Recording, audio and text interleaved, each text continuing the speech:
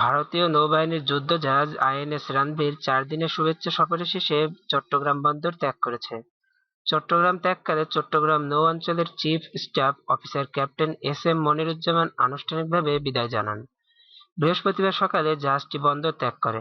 এর আগে গত 24 জুলাই 4 দিনের শুভেচ্ছা সফরে আসে জাহাজটি।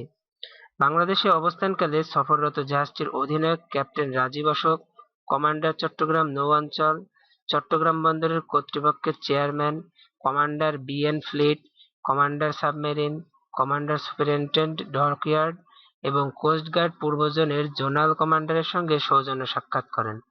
এছাড়া সফরকারী জাহাজের কর্মকর্তা ও নাবিকেরা নৌবাহিনীর জাহাজ ঘাঁটি ও স্থাপনা সহ চট্টগ্রামের বিভিন্ন ঐতিহাসিক পর্যটন এলাকা পরিদর্শন করেন।